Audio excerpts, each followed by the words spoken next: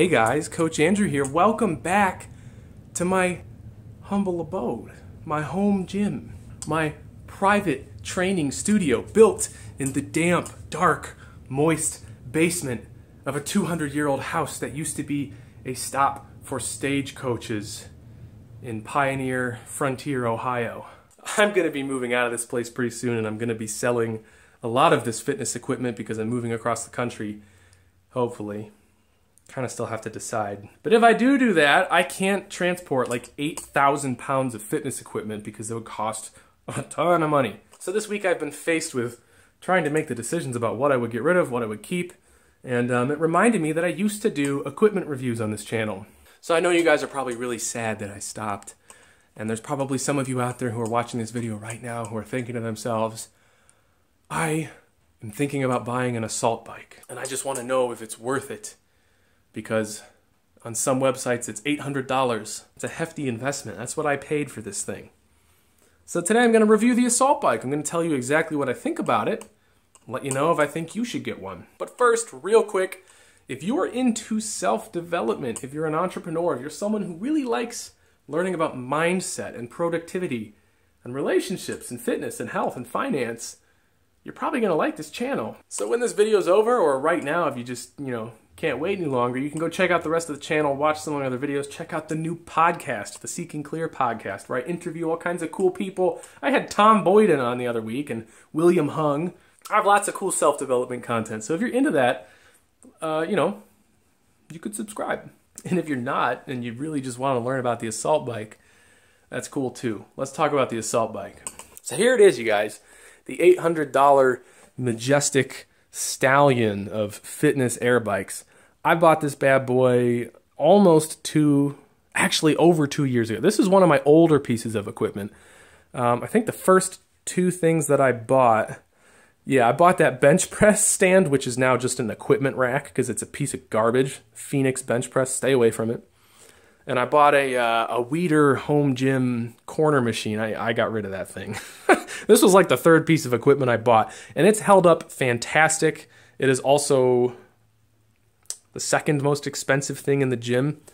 The dumbbells are clearly the most expensive, but this was second place right here. So let's talk about it. The bike itself was easy to assemble. It is really, really heavy. It comes in pieces. I think it was in 2 different boxes, and I had to carry it down the stairs, and that was really difficult. I did it by myself. Unless you're a really strong dude, you're going to want 2 people to carry the box, and you're probably going to want 2 people to set it up. It would be kind of hard to do by yourself. I had 3 people help me put it together. We did it in about an hour and 15 minutes. It's pretty intuitive. The instructions are easy to follow. The equipment itself is really, really high quality.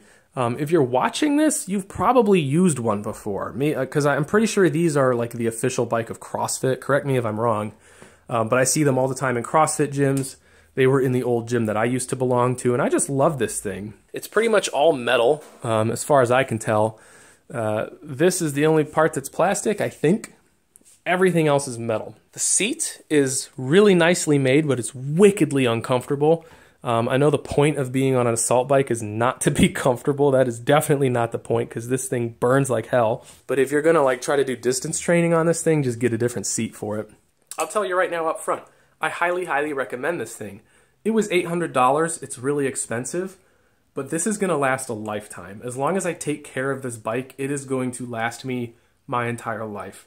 There's lots of Schwinn air bikes and other brands that have plastic parts, and they're like a third the price, but they will not hold up as long as this thing will. This thing, I can pass this on to my kids if I take care of it. So if you're someone who's really trying to invest in something for the long run, and you're really into HIIT training, this is a great investment. I'm gonna give it a 9 out of 10 for you guys. Let me show you real quick what it's like moving it, and then I'll get on it and show you what it looks like when I'm using it. So like I said, it's really, really heavy, but luckily it has these wheels right here on the front.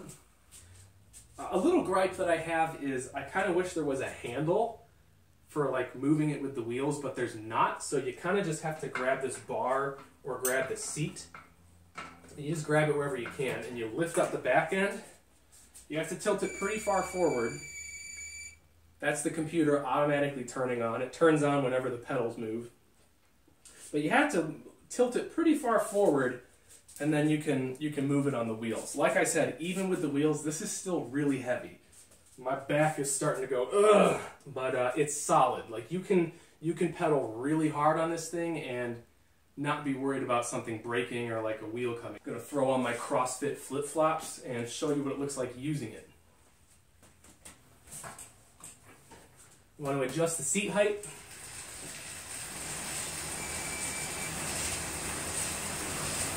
There it is.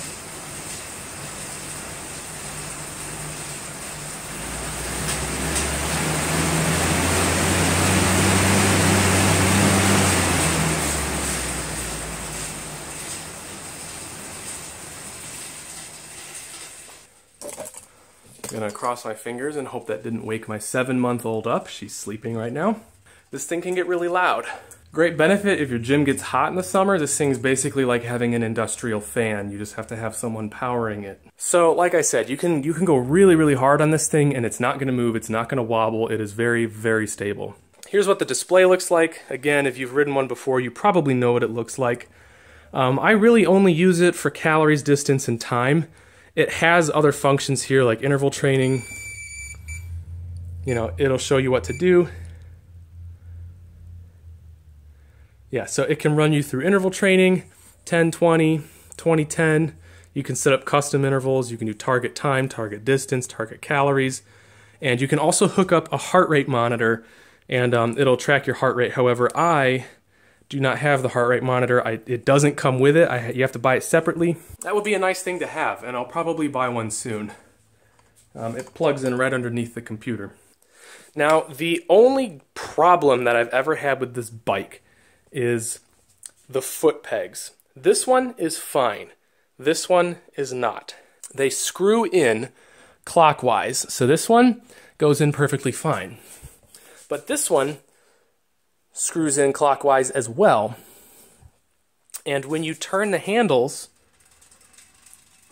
every time you push this bar forward, it loosens the foot peg because of the way it turns. When you push this pedal forward, it turns it counterclockwise, and over time, it becomes loose constantly. This drove me insane for like 3 months because it literally in between every single set, I'd have to tighten that left foot peg. So what I did, and I might regret this later, is I took it completely off, I covered the screw completely in Gorilla Glue, and then I screwed it back on. I have not had any problems since. It's been almost a year since I did that. The foot peg never comes loose anymore. But if I ever want to take it off, I probably won't be able to. So that could be a problem down the road. But I really feel like that could have been avoided if they just used a screw that was threaded, you know, so it tightens counterclockwise. Maybe it's just a problem with my bike. I don't know. If others have had the same problem, let me know in the comments. But it was an easy fix. So there you have it, folks. Never had any problems with the chain, never had any problems with anything except that pedal. It's a solid piece of equipment. It's really, really great for HIIT training. I like to wrap up most of my workouts by doing 2 or 3 sprints on that for 30 or 60 seconds. It kicks my butt every time. So if you're gonna buy an assault bike, get it if you are someone who is looking for a long-term investment. If you do lots of HIIT training or sprint training, it's a great option. It takes up less space than a rower or a treadmill. Doesn't quite have as many uses or functions as a treadmill. But for people who like really fast, intense workouts, it's amazing. Hope this review was helpful. If you have questions, leave them in the comments. I do my best to answer all of them.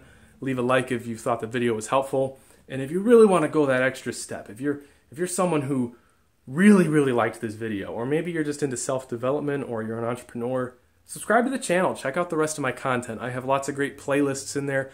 We talk about online business, entrepreneurship. We talk about mindset, productivity, all kinds of fun stuff. This is my passion. This is my joy. I'm here to help you guys. That's all I got. So enjoy the rest of your day. We'll talk soon.